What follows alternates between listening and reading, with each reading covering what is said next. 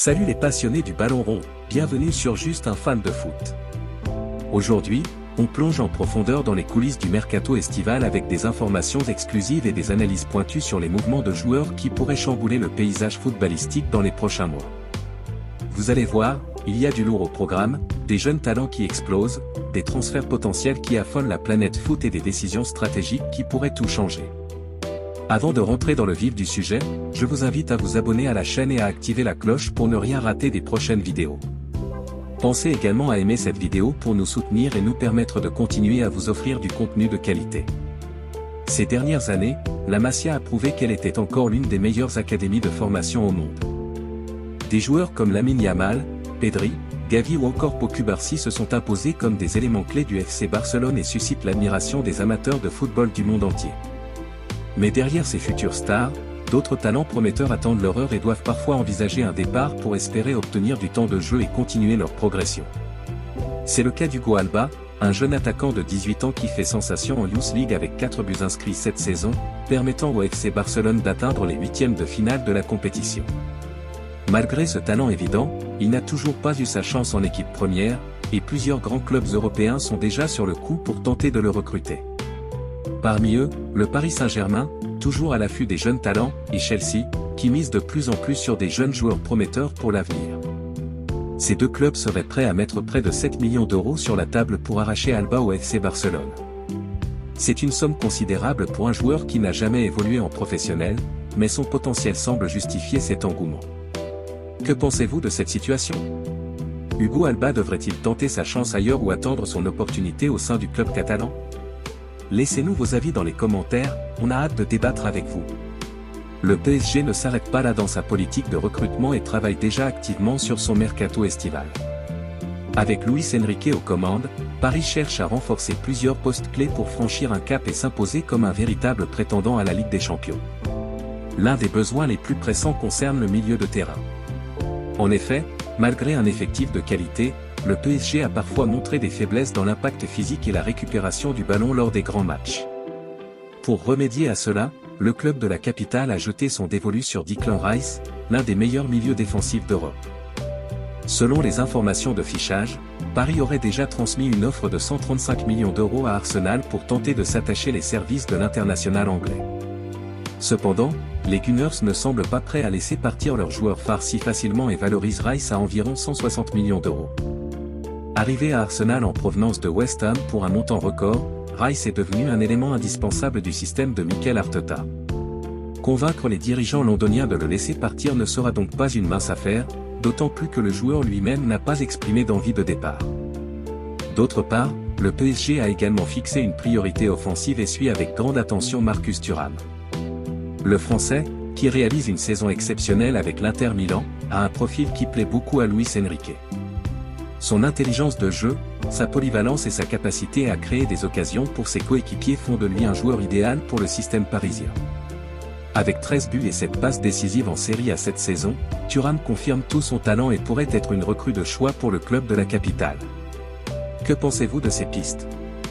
Declan Rice serait-il le milieu de terrain qui manque à Paris pour franchir un cap en Ligue des Champions? Et Marcus Thuram pourrait-il être l'attaquant parfait pour accompagner les stars parisiennes en attaque? Lâchez vos réactions en commentaire. Un autre dossier brûlant concerne Milan Skriniar. Arrivé au PSG en tant que joueur libre en provenance de l'Inter Milan, il n'a jamais réussi à s'imposer comme un titulaire indiscutable sous les ordres de Luis Enrique. En janvier, il a été prêté à Fenerbahçe où il s'est relancé sous les ordres de José Mourinho. Ses performances en Turquie ont attiré l'attention de plusieurs clubs européens, notamment en Serie A. Naples et la Juventus Turin seraient sur les rangs pour tenter de rapatrier Skriniar en Italie. Pour le PSG, c'est une opportunité de récupérer des liquidités et de restructurer sa défense en misant sur de nouveaux profils. Cependant, le joueur devra peut-être accepter une baisse de salaire pour rejoindre un de ses clubs, car ses émoluments actuels sont élevés par rapport aux standards italiens. Pensez-vous que Skriniar a encore un avenir au PSG ou devrait-il tenter un retour en Serie A?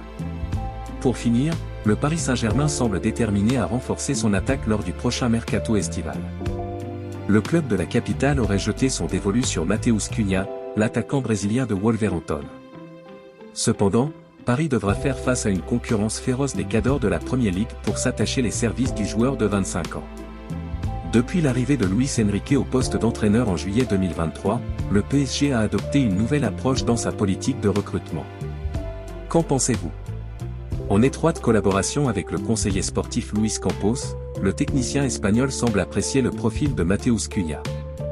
Les performances de l'attaquant brésilien sous les couleurs de Wolverhampton auraient impressionné les dirigeants parisiens.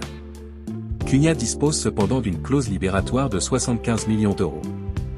Cependant, le PSG devra faire face à une concurrence de poids pour s'attacher les services de Matheus Cunha.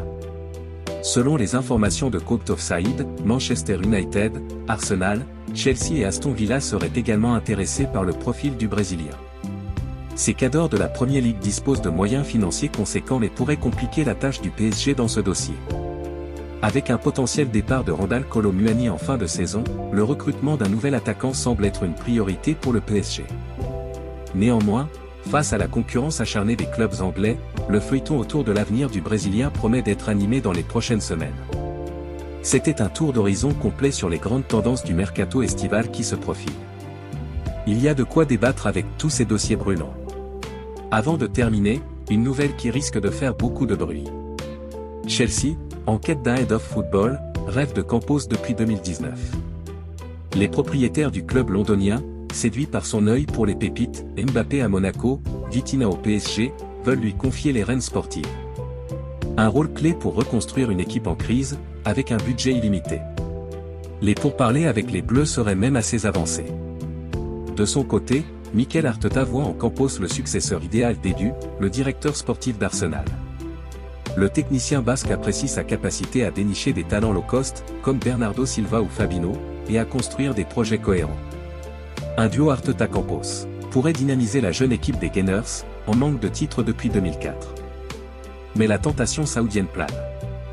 La fédération du pays, déterminée à briller lors du Mondial 2034, lui aurait offert 200 millions d'euros pour superviser la création d'une sélection compétitive. Un projet pharaonique, incluant le recrutement de stars vieillissantes et la formation de jeunes locaux. Derrière cette valse des prétendants, un constat, Campos se sent trahi par la direction parisienne. Les conflits autour de Kylian Mbappé, dont il est proche depuis Monaco, et les ingérences politiques l'ont épuisé.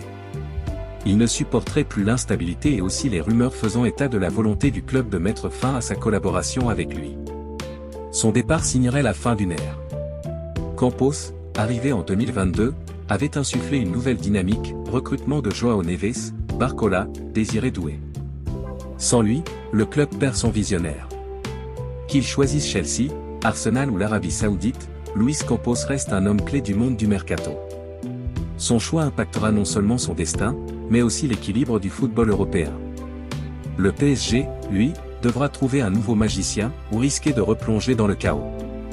Que pensez-vous du départ probable de Luis Campos? Dites-le moi dans les commentaires. Si vous avez aimé cette vidéo, abonnez-vous à la chaîne et activez la cloche. Merci d'avoir regardé, et à très vite sur Juste un fan de foot pour plus de news foot exclusives.